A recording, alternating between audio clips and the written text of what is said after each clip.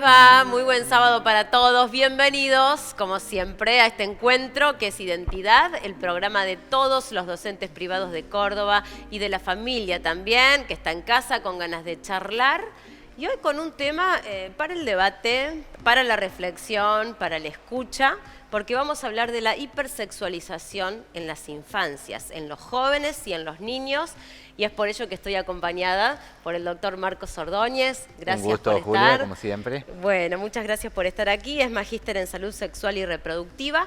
Y también está con nosotros Kai Gersevich, que es licenciada en psicología. Gracias. También siempre con jóvenes ahí en consultorio.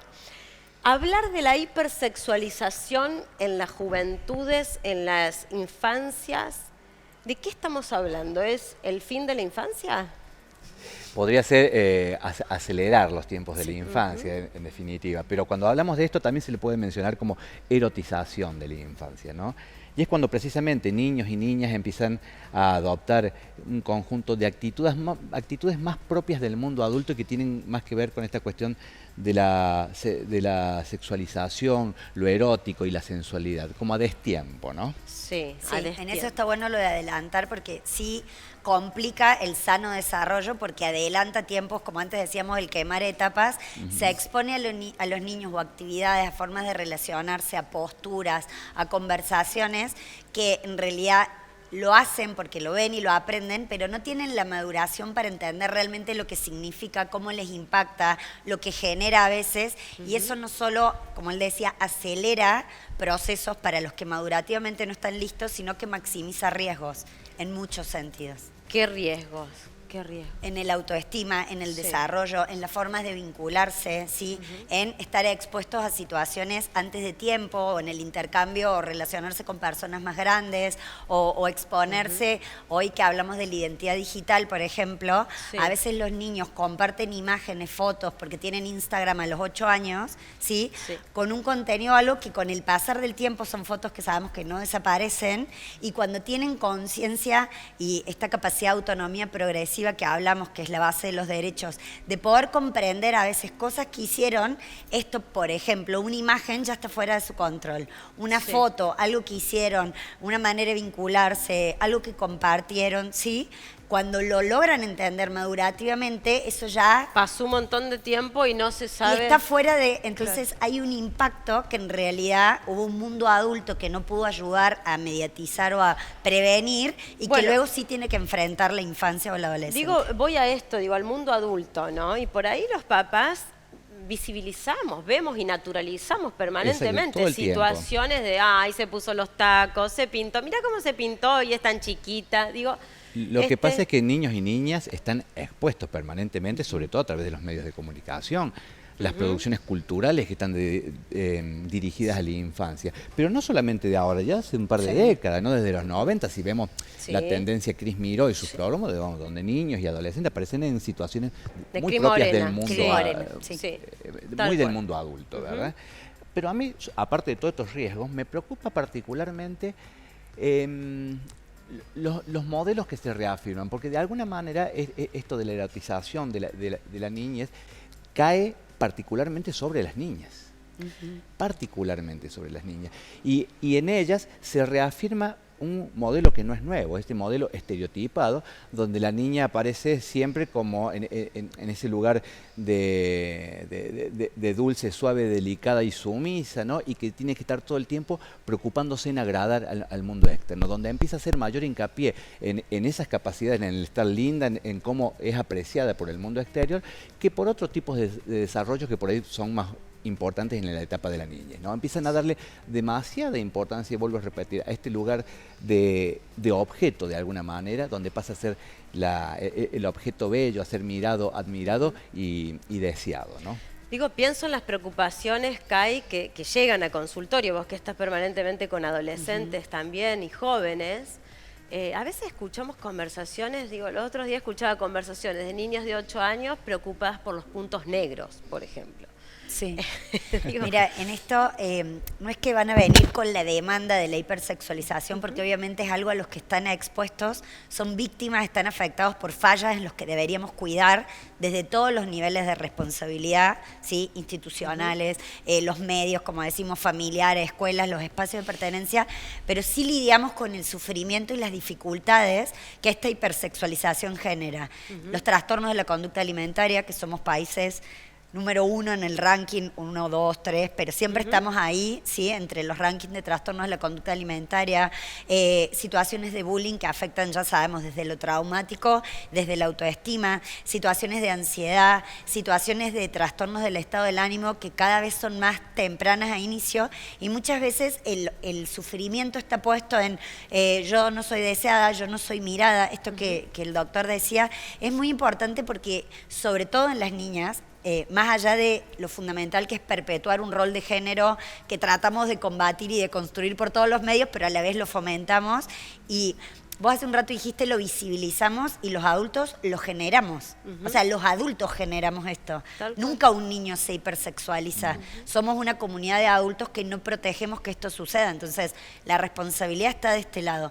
Pero sí el origen del sufrimiento viene, atrás tenemos esta problemática y otras, la desidia, la negligencia, con los adolescentes, yo trabajo mucho con adolescentes, pasa mucho esto de que se ve que el cuerpo es más grande y la gente se desentiende, cuando en realidad es cuando más nos necesitan, porque se abren a un mundo social, más necesitarían que los contengamos y muchas veces es cuando más solos están, ¿sí? Entonces hay un montón de problemáticas que emergen a través de estos síntomas y estos trastornos, que son los motivos de consulta, pero cuando empezamos a desandar y a destejer, llegamos a la hipersexualización, al descuido, al abandono, la negligencia.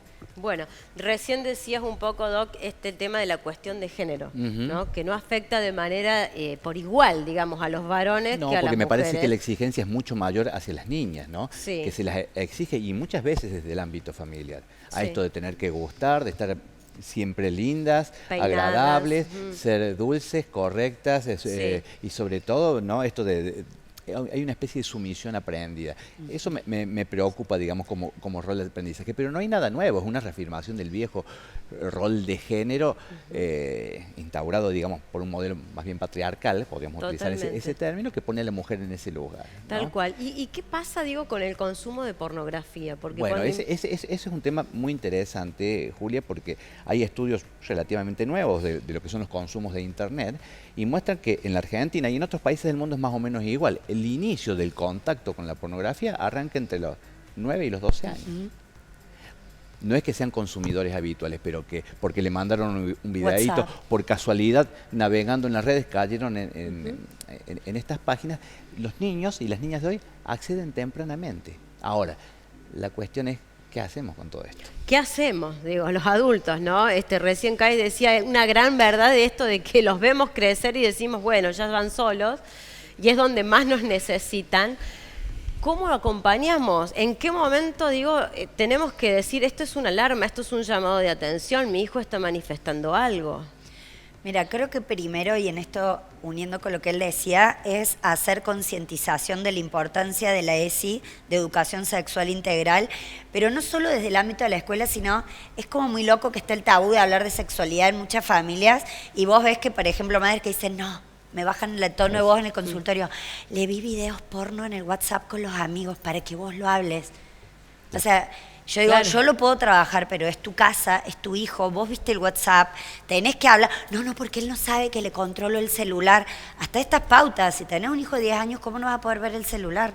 Digo, que son en general el uso de la tecnología, el acceso, pero hay como este tabú a hablar de ciertos temas, ¿sí? Que los deja solos, pero a la vez no hay una permeabilidad a poder replantearse. O dicen, no, yo nunca aprendí. Bueno, aprendamos ahora. O sea, Claro. tenemos que poder hablar de sexo, tenemos que poder hablar de pornografía, tenemos que poder hablar con los chicos, y eso lo puede Sí, explicar sí, mucho sí. más él, que lo que ven no es real, que eso no es relacionarse, que la mayoría de las situaciones son artificiales y alejadas de lo que realmente va a pasar y vivir. Digo, primero como familia tenemos que aceptar, y como sociedad, que los niños y las niñas son seres sexuales y sexualizados, ¿no? Ahora estamos hablando de que hay un hiperestímulo, ¿no? Pero hay una tendencia a negar la esfera sexual de la niñez, que siempre está presente, ahora y siempre, ¿no? Lo que estamos hablando es de lo pernicioso que podría ser justamente un estímulo estímulo o una influencia exacerbada, ¿no? Particularmente, insisto, hacia las niñas, para adoptar roles que no corresponden a su edad y los riesgos que esto implica. Acá la licenciada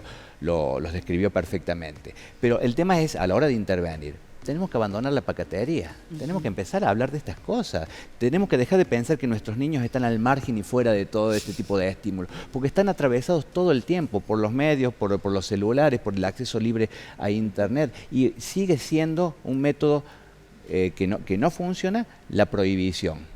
Porque esto te llega por todos lados, si no ve por su celu, lo va a ver por el celu de su compañero o compañera. Están atravesados por estos contenidos. Entonces tenemos que hablar de estas cosas. Dialogar, no hay otra. Exactamente. Hay que dialogar y empezar a hablar en la familia, en la escuela, que se implemente efectivamente la educación sexual integral. Sería un gran paso y ayudaría mucho, sobre todo para deconstruir estos roles de género que son atávicos prácticamente y que estamos hoy en día en plena tarea de deconstrucción social. Pero vienen todas estas tendencias que de alguna manera funcionan como un mecanismo de resistencia para seguir reafirmando este modelo de cómo deben ser las niñas funcionales a un sistema que además viene atado a toda una lógica de consumo también. No es casual este estímulo en la niñez, esta hipersexualización, esta erotización. Detrás de todo eso hay un gran mercado, ¿no? Las uñas, las cejas, o sea, hoy tenemos niñas de 11, 12 años que tienen, aparte a las diferencias económicas que implica el consumo en las mujeres para ser lindas en este rol que hice con el varón, que tienen una cuota de que la uña, que vos la ves que no pueden tocar el celular, que no puede,